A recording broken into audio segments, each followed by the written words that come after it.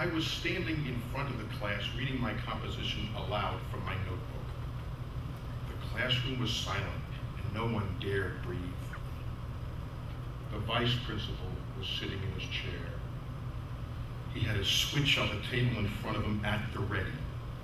He was sucking on hard candy, emitting slurping noises from under his thick mustache. He was a notorious smoker who recently laid his cigarettes aside and had taken up eating hard candy in order to free himself from the smoking habit. Whenever he'd get the craving for a cigarette, he would toss a few pieces of candy down the hatch instead. I was reading my composition with gusto and dramatic flourish, and my voice was echoing through the classroom. Yes, in this great world of ours, all men toil and their work is a benefit to the welfare of society. Doctors treat the sick, engineers draw up building plans, and teachers make the children of men literate, that in the future they shall not grow up blind and ignorant. Soldiers fight in wars and do not allow cold-blooded, godless enemies to lay a hand on our wealth, honor, and dear country. Police go without sleep all night and catch thieves and lead them to jail. Likewise, the grocer, spicer, shoemaker, carpenter, and blacksmith each serve mankind in some way. Most of our parents expect that we will become doctors and engineers and be respected members of society. And if it turns out that we can't get so far in our studies, we become teachers.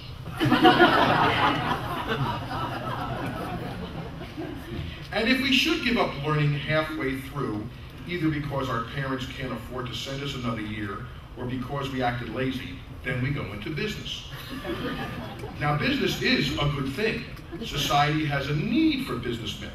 Most of our fathers are businessmen or laborers and are proud of it. Thus, we cannot say who is the one who renders the greatest service to mankind. However, if we think a little, we find there is someone in the society who serves men much. He puts in an abundance of effort, and if one day he should turn his back or not be there, no one would be willing to perform his job, and then we'd all become helpless. Yet despite all this, we don't like him at all, and he takes no pride in his work. We all flee into sight of him, and if God forbid one morning our glance should fall on him in some back alley or on the avenue, we block our eyes and immediately turn around and get off the streets and go home. Yet no one can be found who does not, sooner or later, have need of his services. Yes, it is the town body washer who, in my opinion, more than anyone else, renders the greatest service to mankind. When I got to this point, some of the kids in the class couldn't contain themselves and started cracking up, and the classroom was overtaken by whispers. The vice principal struck the desk hard with his switchback. Silence! Then turning to me, read. May God silence your tongue once and for all. So I read. Yes, it is the town body washer who, in my opinion, serves mankind most, because no one praises him, and however much he may be the biggest expert in the world and wash the dead body well and wrap a shroud around him, one does not give him a prize nor applaud him. At no time has anyone ever seen it written in the newspaper, "We are thankful to so-and-so, the body washer, who watched our father nicely." No one has ever seen that when a certain body washer has worked hard and has gained some expertise in his work, they give him more pay, and his business becomes brisk and his clientele increases. All of us who have gathered together in the pursuit of knowledge and learning, whatever else we may want to become, we don't want to become a body washer. In fact, we are afraid of body washers. Even my grandmother, whose age is advanced and who dreams of the dead every night, and even has a shroud which was brought back to her from Karbala and which she puts in the bottom of her trunk and sometimes sleeps in, even she is afraid of the body washer.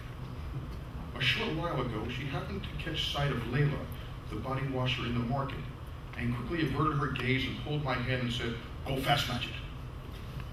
But Layla ran up in front of her and said, "How are you, Bibi?" Granny responded with her with a curt, "Not bad," and ran into a side street with me in tow.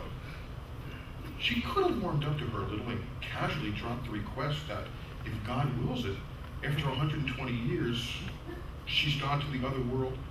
Would Layla please wash her lap? However, Granny had imagined that when Layla had asked her how she was doing, she'd been checking out business prospects, wanting a customer, and to see when the matter of washing Granny was going to yield cash. Granny was not at all thinking that everyone asks about each other's health, and poor Layla, too, like everyone, had simply wanted to say, "How are you doing, Granny?" Yet until sunset that day, the color had gone clean out of Granny's face, and she kept murmuring prayers under her breath and blowing the air around her to ward off evil. But this same Granny, whenever her eyes happened to fall upon the doctor, do you think she so easily lets him go? She suddenly remembers all of her pains and diseases, and she goes on yapping so much that the doctor can't flee from her fast enough. Thus we see that everyone fears the body wash.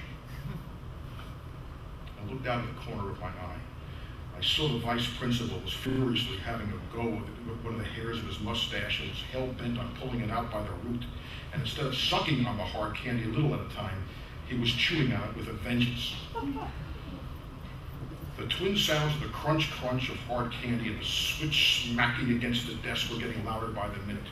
God knows how upset he'd become.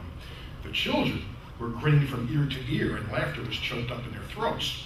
Whenever one of them couldn't contain it and exploded with laughter, the vice principal would respond with a hard whack on the desk with a switch.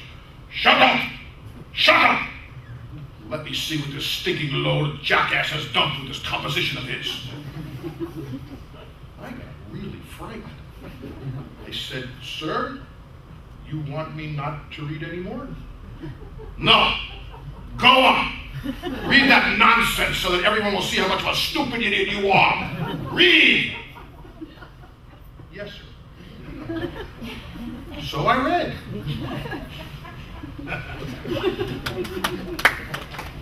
That's it.